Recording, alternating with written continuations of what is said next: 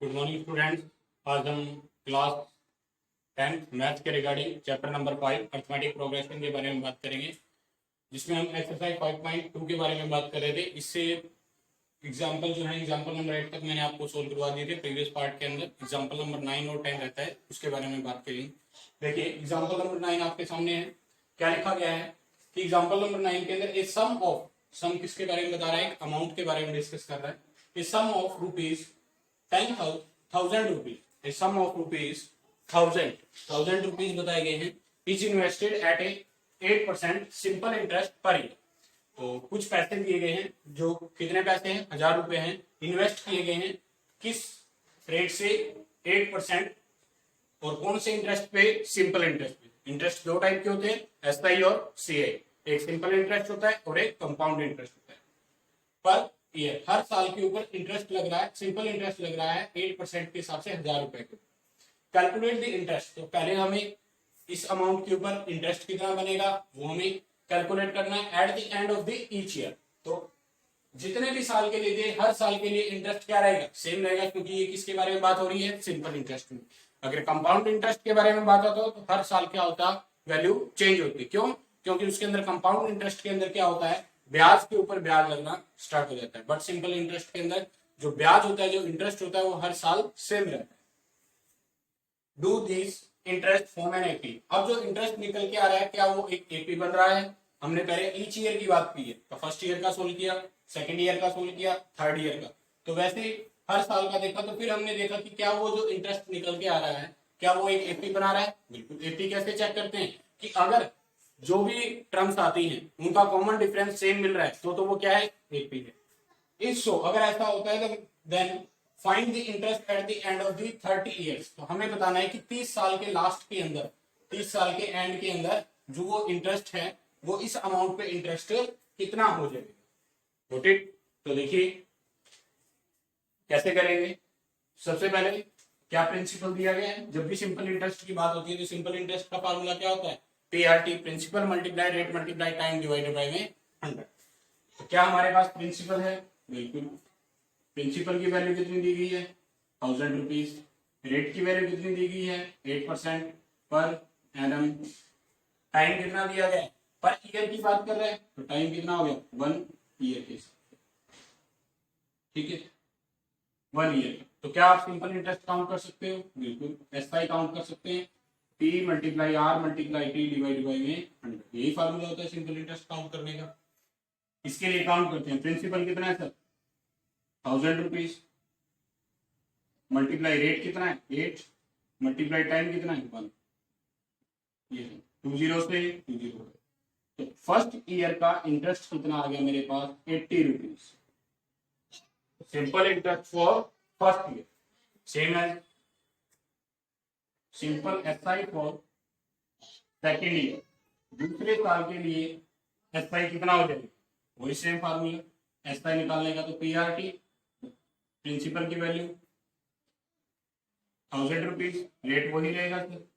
Time, अब time कितना हो जाएगा, 1 ईयर की जगह अब सेकंड ईयर का निकाल रहे हैं तो टाइम कितना हो जाएगा 2।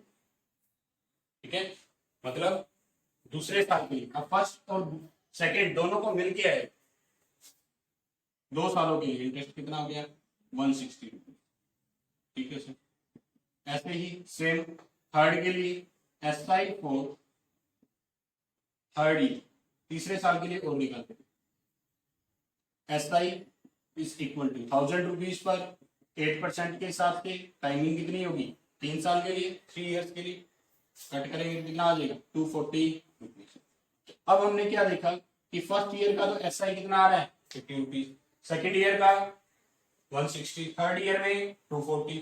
तो क्या ये एपी बन रही है? क्वेश्चन के हिसाब से क्या पूछा गया, हमने ईच ईयर का इंटरेस्ट कैलकुलेट कर लिया। ठीक है सर।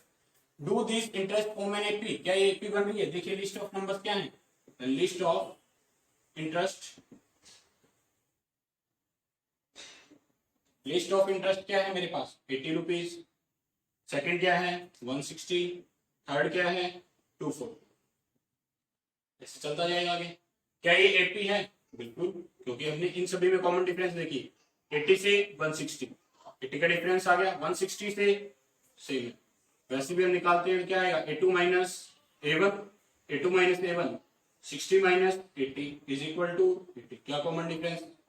दूसरा कॉमन डिफरेंस निकाल के देखते हैं। A3 minus A2 40। A3 की वैल्यू 240 आ रही है सर, A2 की वैल्यू 160 आ रही है।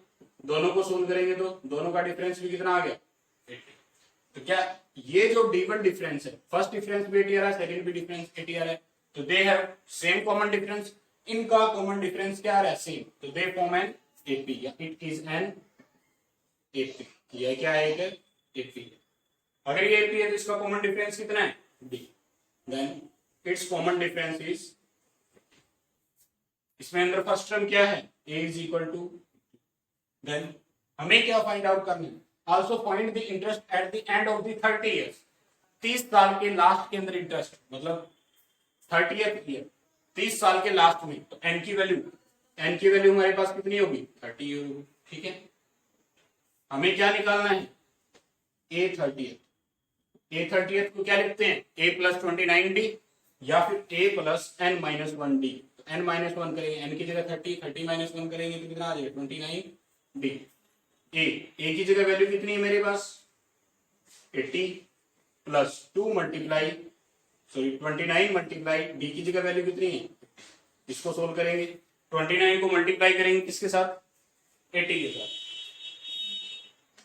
देखिए क्या आएगा इस कैलकुलेशन को सोल्व करने पर? 24,400 क्या हो जाएगा इस क्वेश्चन का आंसर? तो so the interest at the end of the 30 year, last 30वें साल के लास्ट के अंदर इंटरेस्ट कितना हो जाएगा? 2400। Got it? तो ये था मेरे पास एग्जांपल नंबर 9। नेक्स्ट देखिए,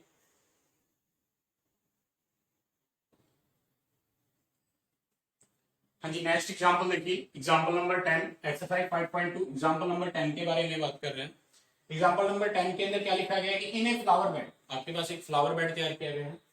देयर आर 23 रोज प्लांट्स, उसके अंदर 23 रोज प्लांट लगाए गए हैं। In first row, first row के अंदर 23 रोज प्लांट्स हैं, सेकेंड रो के अंदर 21 और थर्ड रो के अंदर 19 प्लांट्स लगाए गए हैं। There are 5 rose plant in last row. ऐसे करते करते कि पहले क्या लगाए गए? 23, फिर क्या लगाए गए? 21, फिर थर्ड के अंदर 19, ऐसे चलते गए और लास्ट रोज के अंदर कितने प्लांट्स लगाए गए हैं? 5 प्लांट्स लगाए गए in last row. How many rose are in there rose flower bed? तो ऐसे जो फ्लावर बेड तैयार किया गया है इसके अंदर कितने नंबर ऑफ रोज है, मतलब नंबर निकालने हैं, एन की वैल्यू फाइंड आउट करनी है। देखिए क्वेश्चन किस तरीके से करेंगे। Number of rose plants, number of rose plant in first, पहले फर्स्ट रो के अंदर कितने रोज प्लांट लगाए गए हैं? कितने हैं? 23। सेकेंड रो के अंदर, सेकेंड रो के अंदर कितने लगाए गए? 21। उसके बाद में 19, तो थर्ड रो में भी कितने लगाए गए हैं? 9। फिर वो कहता है एंड सो ऑन, इसी तरीके से चलते गए। And 5 rose plant in last row, तो लास्ट रो के अंदर कितने लगे? जो लास्ट रो आएगी उसके अंदर 5, इसी तरीके से चलते गए और लास्ट में कितने लगे? 5 प्लांट लगे। तो हाउ मेनी रोज, ये कितनी रोज है? नंबर ऑफ रोज बतानी है, तो एन की वैल्यू। तो सबसे पहले देखते हैं क्या ये एपी बन रही है? 23 है, फिर 21, 2 कम हो गया, 21 से 19 हो गया, तो ये क्या बन रही है? एपी बन रही है। It is an AP because it's common difference, मतलब because it's D are same, इसका कॉमन डिफरेंस जो है वो क्या है? सेम। तो डी की वैल्यू, अगर एपी है तो ए हो गया 23, डी की वैल्यू क्या होती है? A2 minus A1, A2 minus A1। कैसे फाइंड आउट करेंगे? A2 की जगह 21 माइनस 23, तो डी की वैल्यू कितनी आएगी सर? माइनस का 2। डी की वैल्यू आ गई। अब लास्ट टर्म है, लास्ट टर्म को क्या लिखते हैं? लास्ट टर्म सर AN भी लिखा जाता है और क्या लिखते हैं इसको? L से भी लिखा जाता है। लास्ट टर्म को क्या लिखा जाए? लास्ट टर्म है हमारे पास, तो लास्ट टर्म को क्या लिखेंगे? AN या फिर L। इसकी वैल्यू क्या आ गई हमारे पास? 5। जब भी लास्ट टर्म दी हो, मतलब nth टर्म दी हो, तो हम क्या लगाएंगे? nth टर्म का formula AN A plus n minus 1 into में यही है सर। अगर nth टर्म के बारे में बात कर रहा है, लास्ट टर्म के बारे में बात कर रहा है, एक क्या होता है nth टर्म के अंदर? ए प्लस एल का भी फार्मूला होता है, वो देखिए आप जो भी आपका मन करे इस nth टर्म की जगह एल भी लिख सकते हो आप और एन। तो देखिए nth टर्म हमारे पास कितनी है 5, ए एन की वैल्यू कितनी है 5, ए की वैल्यू कितनी है 23, एन की नंबर ऑफ टर्म्स कितनी है ये हमें नहीं पता, एन की वैल्यू तो फाइंड आउट करनी, डी डी की जगह कितना है माइनस, गॉट इट। जो वैल्यू हमें गिवन थी वो हमने पुट अप कर दी, एन की वैल्यू हमें फाइंड आउट करनी। देखिए सोल्व करेंगे तो 5 23 प्लस, अब ये जो माइनस 2 है ब्रैकेट के साथ दोनों के साथ मल्टीप्लाई होगा तो प्लस माइनस माइनस, यहाँ क्या आ जाएगा माइनस का 12, माइनस माइनस प्लस, सोल्व करने पे आ गया। जितने भी नंबर है उनको साइड लीजिए, 5 माइनस का 23, या फिर आप ऐसे लिख लीजिए 5 23 प्लस का 12 और माइनस का 14, जो दोनों नंबर थे उन दोनों को मैंने एक साथ लिख दिया, 5 23 और 2 25 माइनस का 25 एक नंबर है, 5 भी एक नंबर, 5 minus 25 is equal to minus का 12, इन दोनों को प्लस माइनस सोल्व किया जाएगा तो माइनस का 20 माइनस का 12, माइनस से माइनस कैंसिल, 2 मल्टीप्लाई में है, लेफ्ट राइट हैंड साइड से लेफ्ट में जाएगा तो डिवाइड कर, तो 20 डिवाइड बाई में 2 इज इक्वल टू क्या आ गया एन, एन की वैल्यू कितनी आ गई 10, तो नंबर ऑफ रोज कितनी है मेरे पास 10। ये पूछा गया था क्वेश्चन के लास्ट के अंदर कि there are 10 rose in flower bed, कि फ्लावर बेड के अंदर कितने नंबर ऑफ रोज हैं 10 रोज, ओके। तो ये था हमारे पास इस क्वेश्चन का आंसर। नेक्स्ट देखिए, नेक्स्ट जो है वो हमारे पास एक्सरसाइज स्टार्ट हो जाती है 5.2 एक्सरसाइज। नेक्स्ट क्या है हमारे पास 5.2 एक्सरसाइज के बारे में बात करेंगे और क्वेश्चन नंबर 1 के बारे में। हमारे पास एक टेबल दी गई है, उस टेबल के अंदर वैसे तो 5 पार्ट दिए गए हैं, मैंने आपके पास पूरी पार्ट दिए गए हैं, आप इन्हीं को मतलब देखते हुए सेम एज इट इज बिल्कुल सेम ऐसे ही सोल्व होंगे जैसे जैसे टेबल के अंदर वैल्यू दी गई है। अब ए दिया गया है 7, डी की वैल्यू दी गई है 3 और एन की वैल्यू दी गई है 8 और ए एन की वैल्यू हमें फाइंड आउट, कहने का मतलब फर्स्ट टर्म दी गई है, डी को क्या बोलते हैं कॉमन डिफरेंस, एन को क्या बोलते हैं नंबर ऑफ टर्म्स और ए एन को क्या बोलते हैं एनएफ। तो इन सभी के बारे में डिटेल दी गई है। तो लगातार हम देखिए क्वेश्चन नंबर, इसके वैसे तो 5 पार्ट है, मैंने आपको यहाँ 2 ही पार्ट जो है वो सोल्व करवाना। फर्स्ट पार्ट देखिए, क्या फर्स्ट पार्ट के अंदर ए की वैल्यू दी गई है, डी की वैल्यू दी गई है, एन की वैल्यू दी गई है, ए एन की वैल्यू। तो ए एन का फॉर्मूला तो सीधा सा होता है सर, एनएच टर्म का रिलेशन क्या होता है हमारे पास, एनएच टर्म क्या होती है A N A plus N minus 1 into में डी। जब एक एपी होती है तो उसकी एनएच टर्म क्या लिखते हैं, अगर ये हमारे पास कोई ना कोई एक एपी है तभी तो ए डी और एन आया हुआ है, तो इसलिए एक एपी है तो उसकी एनएच टर्म क्या होगी A N A plus N minus 1 into में डी। ए एन की जगह ए एन आ गया सर, क्योंकि वो तो मुझे फाइंड आउट करना है, ए की जगह 7 प्लस एन माइनस 1, एन की जगह कितना है 8 माइनस 1 इंटू में डी, मल्टीप्लाई के अंदर डी, डी कितना है 3, ठीक। जो वैल्यू हमें गिवन थी वो हमने यहाँ पुट सोल्व करिए, 7 प्लस 8 माइनस 1 कितना हो गया 7 मल्टीप्लाई 3, तो 7 प्लस 21 कितना आ गया 28। क्या ए एन की वैल्यू आ गई, ये इक्वल में क्या चलता रहेगा ए, तो हमारे पास ए एन की जो वैल्यू होगी वो क्या होगी 28। नेक्स्ट पार्ट देखिए, सेकंड पार्ट के अंदर क्या लिखा गया है, अब ए की वैल्यू सर दी गई है माइनस का 18.9, डी की वैल्यू दी गई है, एन की वैल्यू की जगह ब्लैंक दिया गया, तो एन हमें क्या करना है फाइंड आउट करना। ए एन की वैल्यू भी दी गई है, अगर ए एन की वैल्यू है तो एनएच टर्म, जहां पर ए एन की बात हो रही है तो एनएच टर्म की बात हो रही है, वो क्या होती है ए प्लस एन माइनस 1 इंटू में, ठीक। अब ए एन की जगह वैल्यू पुट कर दीजिए, कितना दिया हुआ है 3.6, ए की वैल्यू कितनी है सर माइनस का 18.9 प्लस एन माइनस 1, एन की जगह कोई वैल्यू नहीं है, एन की जगह क्या रहेगा, डी की जगह 2.5, ये वैल्यू है 3.6 इज इक्वल टू माइनस का 8.9। पहले इस ब्रैकेट को सोल्व करते हैं, ब्रैकेट के साथ में क्या दिया हुआ मल्टीप्लाई में 2.5 जो है वो एन के साथ भी मल्टीप्लाई होगा 1 के साथ कीजिए, प्लस में 2.5 एन के साथ मल्टीप्लाई करेंगे तो 2.5 एन आ जाएगा, माइनस 2.5 1 के साथ किया तो अब ये क्या, ये दोनों नंबर है मेरे पास, तो 3.6 6 इज इक्वल टू माइनस का 18.9 माइनस का 2.5 प्लस का 2.5 एन। ये हो गया जो वेरिएबल वाला पार्ट था मैंने एक साइड में रख दिया। अब ये दोनों नंबर है, दोनों ही किसके, ये भी माइनस का ये भी माइनस का, तो minus minus plus 3.6 minus minus plus, but symbol किसका आएगा जो दोनों में ग्रेटर है, तो 18 ग्रेटर है, तो 18 का सिंबल क्या आ जाएगा माइनस। 9 और 5 14, 8 और 2 10 और 1 कितना हो गया 11, 1 तो माइनस का 21.4 प्लस में 2.5 एन। ये माइनस का नंबर है, इधर जाएगा तो प्लस, क्या लिखेंगे 3.6 प्लस में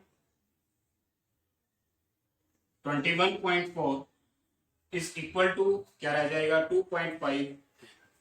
दोनों को प्लस करेंगे, डेसिमल के अंदर प्लस कैसे करते हैं, 21.4 डेसिमल के नीचे क्या आएगा डेसिमल 6, दोनों को प्लस करेंगे 6 और 4 10, 3 और 1 4 और 1 5 25 0.0 है, 0.0 की वैल्यू डेसिमल के बाद।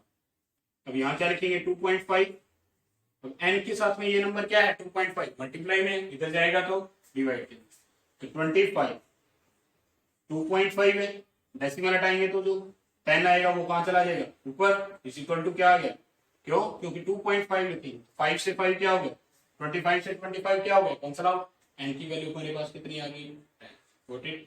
ये नंबर ऑफ टर्म्स कितनी है इस क्वेश्चन के अंदर 10। तो यही सेम एज इट इज बिल्कुल इसी तरीके से इसके 5 पार्ट दिए गए हैं, आप सोल्व करें आसानी से सोल्व हो जाएंगे। सेम किसी में m की वैल्यू फाइंड आउट करनी है, किसी में an की वैल्यू, तो किसी में d की वैल्यू, किसी में a की value. What it next question देखिए।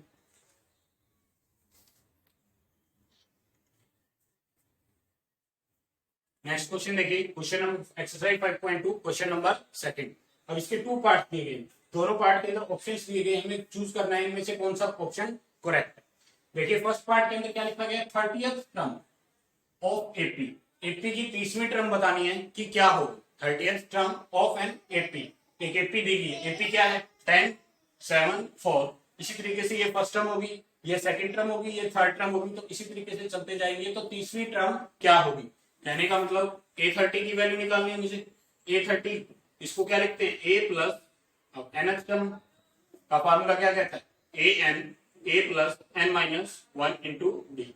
अब n की जगह वैल्यू क्या आ गई 30th टर्म निकालनी है, कहने का मतलब n की वैल्यू क्या आ गई 30th टर्म, तो n की जगह 30 रखें, 30 माइनस 1 कितना हो गया 29, तो या फिर हम सीधा A30 को क्या लिखते हैं a प्लस 29 डी, मतलब यहाँ 30 है तो a किससे कम आएगा, गॉट इट।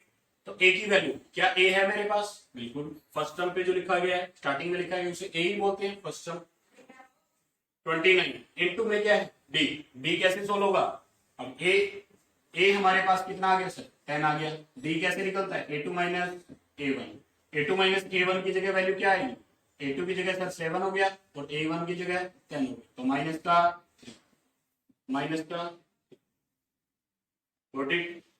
अब इसको सोल्व करेंगे 10 प्लस माइनस माइनस मल्टीप्लाई करने पर 3 9 जा 27, 2 कैरी आ गया, 3 2 जा 6, 6 और 2, तो माइनस का प्लस माइनस माइनस। अब कुछ बच्चों को कंफ्यूजन होता है कि ये आंसर जो आएगा वो प्लस में आएगा या माइनस के अंदर आएगा।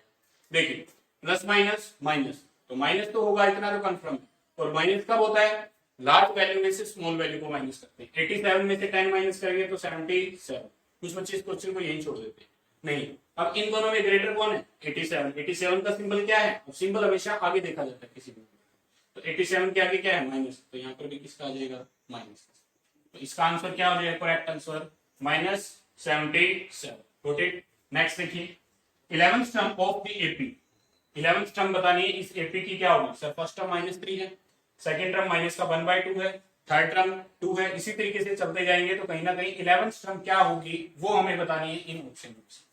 देखिए क्या हमारे पास एपी है, तो ए की वैल्यू आ गई -3, बी की वैल्यू क्या आएगी a2 minus a1, second term में से फर्स्ट टर्म को माइनस कीजिए, ये फर्स्ट टर्म है ये सेकेंड टर्म, तो माइनस का 1/2, सेकेंड टर्म तो ये है सर, माइनस a1 की जगह कितना है -3, तो हमें ये क्यों? अब यहाँ अकेला माइनस, सीधा -3 भी तो नहीं लिख सकते, रूल के अंदर भी तो क्या है माइनस, a1 की वैल्यू भी तो क्या है माइनस। वॉट इट, अब ये फ्रैक्शन में तो इसीलिए क्या लिख देते हैं फ्रैक्शन। सोल्व करने पे क्या आएगा, माइनस का 1/2 माइनस माइनस प्लस 3/1। दोनों फ्रैक्शन के अंदर है तो दोनों को सोल्व करने के लिए क्या करना पड़ेगा, एलसीएम लेना पड़ेगा। 2 और 1 का एलसीएम कितना आ गया 2, इसको सोल्व करेंगे तो माइनस का 1, 3 2 जा 6, कितना आएगा प्लस माइनस माइनस, 5/2 हमारे पास किसकी वैल्यू आ जाएगी, डी की वैल्यू आ गया D.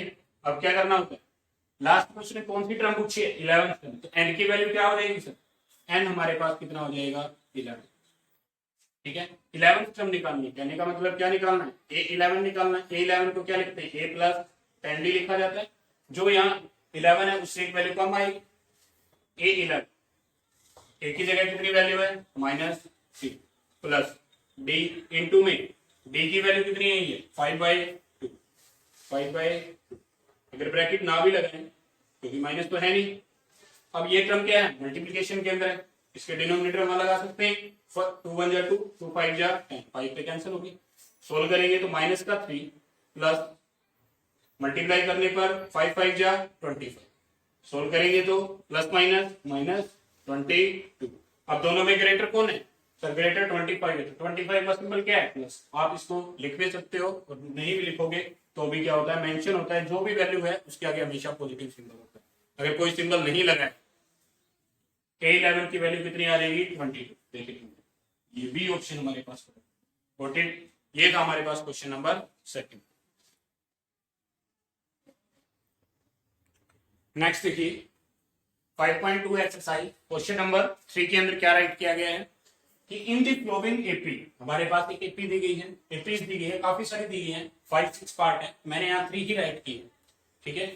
Find the missing terms, इसके अंदर जो बॉक्स बनाया गया है वहां क्या फाइंड आउट करना है मिसिंग टर्म, जो इसके अंदर टर्म जैसे 2 आ गया तो ये सेकंड टर्म क्या आएगी, ये फर्स्ट होगी, ये first term second term third, तो 3 ही टर्म है सर इसमें।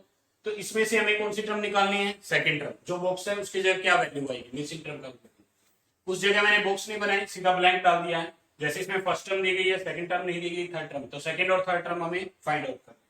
थर्ड पार्ट के अंदर फर्स्ट टर्म दे दी और लास्ट टर्म दे दी, तो सेकंड थर्ड फोर्थ फिफ्थ ये सारी टर्म्स हमें क्या करनी है फाइंड आउट करनी। देखिए 1-1 पार्ट में डिस्कस करते हैं।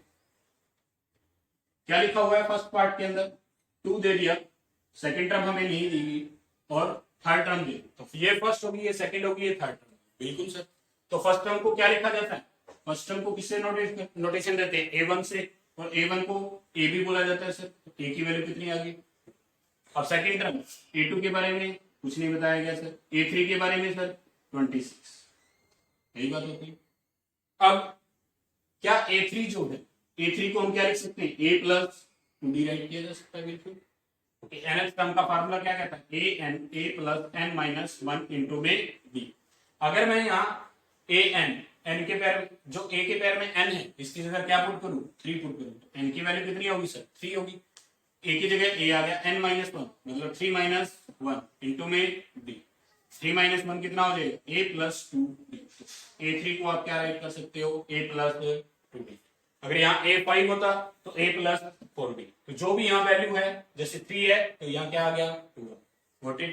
तो ये था हमारे पास, कोई भी टर्म को किसी भी तरीके से किस तरीके से आप राइट कर सकते हो। तो A3 को क्या लिख सकते हैं A प्लस 2D लिख सकते हैं, बिल्कुल लिख सकते हैं सर।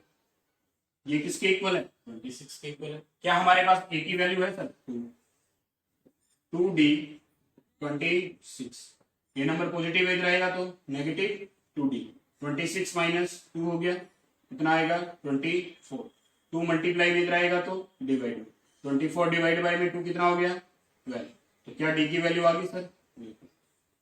हमें क्या निकालना था सेकंड टर्म निकालनी थी, सेकंड टर्म क्या है A2 को क्या लिखेंगे A प्लस B लिखा जाएगा, बिल्कुल सही। तो A प्लस B, क्या A की वैल्यू है हमारे पास 2, D की वैल्यू कितनी आ गई 12, कितना हो जाएगा 40, A2 की जगह कितनी आ जाएगी वैल्यू 40, यहाँ कितना आ जाएगा आंसर 40। ये हमारे पास इस फर्स्ट पार्ट का। सेकंड पार्ट देखिए क्या लिखा गया है सेकंड पार्ट पे, हमारे पास क्या दिया गया है 5 दिया गया है सर, सेकंड टर्म नहीं दी गई, थर्ड टर्म नहीं दी, इसे सोल्व कर लीजिए। 9 टू जा 18, 18 और 1 19 डिवाइडेड बाय में 2। तो फर्स्ट टर्म दे दी गई 5, सेकंड नहीं दी गई है, थर्ड दी गई। हमें क्या फाइंड आउट करना है, सेकंड टर्म और third. Second term find out करनी है और थर्ड टर्म फाइंड आउट। देखिए सेकंड टर्म को क्या लिखा जा सकता है, वैसे तो a प्लस बी, तो कहीं ना कहीं हमारे पास a और d की वैल्यू आ जाएगी तो सेकंड टर्म आ जाएगी। ठीक है सर। और a3 को क्या लिखा जाएगा, a3 भी तो फाइंड आउट करना है, तो a प्लस 2d। तो दोनों क्वेश्चन के अंदर अगर a और d हमारे पास मिल जाते हैं तो सेकंड टर्म भी फाइंड आउट हो जाएगी और थर्ड टर्म भी फाइंड आउट। तो हमारा मेन काम क्या रहेगा इस क्वेश्चन के अंदर, a और d को फाइंड आउट करना। देखिए किस तरीके से करेंगे। क्या हमारे पास a है, बिल्कुल सर। a1 को ही क्या लिखा जाता है, a लिखा जाता है। अब ये लास्ट टर्म वैसे तो क्या है, फर्स्ट सेकंड थर्ड फोर्थ, तो a4 की वैल्यू कितनी आ गई 19 बाय में 2। a फोर्थ टर्म को क्या लिखेंगे, a फोर्थ टर्म, तो फोर्थ टर्म को क्या लिखते हैं a प्लस 3d, जिसकी वैल्यू क्या आ गई 19 बाय में 2। क्या a की वैल्यू है आपके पास, बिल्कुल सर 5 प्लस 3d 19 बाय 2। क्या 19 बाय 2 एक नंबर है और 5 भी क्या एक नंबर, तो नंबर के पास आएगा सर 3d। 19 बाय 2 5 माइनस क्या प्लस क्या इधर आएगा तो माइनस का, दोनों का एलसीएम लेंगे तो क्या आएगा 2, 19 माइनस 5 टू जा 10, तो यहाँ कितना लिखेंगे 10। तो 3d की वैल्यू कितनी आ जाएगी, 3d की वैल्यू आ जाएगी 19 माइनस 9 डिवाइडेड बाय में 2। सोल्व करेंगे तो d हमारे पास क्या आ जाएगा 9 डिवाइड बाय में 2। क्या ये 3 जो है यहाँ मल्टीप्लाई के अंदर है, मल्टीप्लाई से इस साइड से आएगा तो मल्टीप्लाई से किसमें हो जाएगा, डिवाइड के अंदर। तो d की वैल्यू क्या आ गई 9 बाय 2 डिवाइड में इसी तरीके से लिखा जाता है 3 1 जा 3, 3 2 जा 3, 3 जा 9। तो कितना आ गया, d की वैल्यू हमारे पास क्या आ गई 3 डिवाइडेड बाय में। क्या d फाइंड आउट हो गया, a भी फाइंड आउट हो गया। तो क्या हम a2 की वैल्यू, इस a2 सेकंड टर्म की वैल्यू और a3 की वैल्यू निकाल सकते हैं, बिल्कुल। a2 की वैल्यू क्या हो जाएगी, a2 को क्या लिख सकते हैं a प्लस d। क्या a आ गया सर, a है हमारे पास, कितना है 5, d कितना है 3 बाय 2। क्या दोनों को प्लस कर सकते हैं, ये फ्रैक्शन में तो सेम फ्रैक्शन में एलसीएम लेना पड़ेगा। दोनों का एलसीएम कितना आ गया 2, 5 2 10 प्लस 3 कितना आ गया 13 बाय में 2। ये मेरे पास किसकी वैल्यू आ गई a2। Same as it is किसकी वैल्यू फाइंड आउट कर सकते हैं, a3 की वैल्यू क्या आ जाएगा a प्लस 2d। सोल्व करोगे तो a की जगह 5, 2 मल्टीप्लाई में d की जगह वैल्यू कितनी है 3 बाई 2। अब ये टर्म क्या है, इसके साथ मल्टीप्लीकेशन में तो आपस में कैंसिल हो सकती है, 2 से 2 कैंसिल हो गया तो 5 प्लस 3 कितना आ गया 8। a3 की वैल्यू कितनी आ गई 8। Got it. तो ये था हमारे पास इस क्वेश्चन का थर्ड पार्ट। देखिए नेक्स्ट देखिए क्वेश्चन नंबर 3 के अंदर जो थर्ड पार्ट बता रहे हैं उसके अंदर क्या लिखा गया है कि फर्स्ट टर्म -4 दी गई है सर, सेकेंड टर्म के बारे में कुछ नहीं पता, थर्ड फोर्थ फिफ्थ इन सभी टर्म के बारे में हमें कुछ नहीं पता। सिक्स टर्म हमें दी गई है, वो क्या है 6, 1 2 3 4 5 टर्म। अब जो लास्ट टर्म है वो क्या है 6 टर्म है, 6 टर्म की वैल्यू कितनी है 6 दी गई है। तो हम क्या लिखेंगे a1 की वैल्यू जिसे हम a नोट करते हैं वो क्या है sir -4। First second third fourth fifth six, तो a6 की वैल्यू हमारे पास कितनी दी गई है सर 6। ये दोनों टर्म दी गई। तो हमें फाइंड आउट क्या करना है, सेकंड टर्म क्या आएगी सर, थर्ड टर्म क्या आएगी, फोर्थ टर्म क्या आएगी, फिफ्थ टर्म क्या आएगी।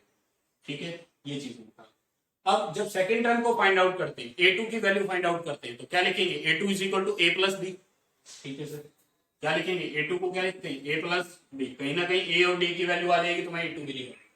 a3 की जो वैल्यू है a3 को क्या लिखेंगे a प्लस 2d, तो a और d की वैल्यू होगी तो भी फाइंड आउट। तो ये सारी टर्म्स कब आएंगी जब a और d की वैल्यू हमारे पास फाइंड आउट होगी। a और d की वैल्यू कैसे फाइंड आउट करेंगे, उसके लिए हमारे पास क्या है फर्स्ट और लास्ट टर्म दी गई है। देखिए फर्स्ट टर्म क्या है -4, a6 क्या है तो a6 को क्या लिखा जा सकता है a प्लस 5d लिखा जा सकता है, बिल्कुल से। a की वैल्यू है -4, 5d यहां से d की वैल्यू आ जाएगी, तो d की वैल्यू सोल्व करेंगे तो 5d -4 इस साइड आएगा तो +4 हो गया, तो 5d इज इक्वल टू 10 हो गया। d is equal to 10 divided by 5, d की वैल्यू कितनी आ गई सर 2। अब d की वैल्यू 2 आ रही और a की वैल्यू कितनी है -4। तो सेकंड टर्म देखिए कैसे A2 A plus B A plus B A की वैल्यू कितनी है, A की वैल्यू सर माइनस, B की वैल्यू कितनी है प्लस का 2, तो प्लस माइनस माइनस सोल्व करने पर माइनस का 2। अब प्लस माइनस माइनस 4 में से 2 माइनस करेंगे तो 2 आएगा, बट दोनों में ग्रेटर कौन है 4, 4 का सिंबल क्या है माइनस, तो यहाँ पर भी क्या आएगा सेम एज A3 को कैसे निकालोगे A प्लस 2D A की जगह -4 2 मल्टीप्लाई में B की जगह क्या रखेंगे 2, सोल्व करने पर माइनस का 4 2 2 जा 4, तो कितना आ जाएगा 0। A3 की वैल्यू आ गई, A4 की वैल्यू, A4 क्या लिखेंगे A प्लस 3D A की जगह -4 3 B की जगह 2 3 2 जा 6, तो माइनस का 4 प्लस का 6 प्लस माइनस माइनस। अब ये देखिए प्लस माइनस माइनस, तो 6 में से 4 को क्या किया माइनस किया, तो कितना आंसर आ गया 2। अब सर ये प्लस का आएगा माइनस का, दोनों में ग्रेटर कौन है 4 और 6 के अंदर, ये नहीं देखना कि -4 और 6 के अंदर ग्रेटर क्या है, नहीं बिना सिंबल के 4 और 6 के साथ कौन ग्रेटर है 4 और 6 में 6 ग्रेटर है, तो 6 का सिंबल क्या है प्लस, तो यहाँ पर भी क्या आ जाएगा प्लस। A5 की value A plus 4D right कर सकते हैं, A की जगह वैल्यू कितनी है A की जगह माइनस का 4 प्लस 4 इंटू में D की जगह वैल्यू कितनी है 2 4 2 जा 8, तो माइनस का 4 प्लस का 8 प्लस माइनस माइनस, तो माइनस का प्लस का 4, तो ये हमारे पास second term, third term, fourth term और फिफ्थ टर्म। Got it. तो ये था क्वेश्चन नंबर 3। इसे नेक्स्ट पार्ट के अंदर हम क्वेश्चन नंबर 4 5 आगे जो पार्ट है वो कंटिन्यू करेंगे। Thank you.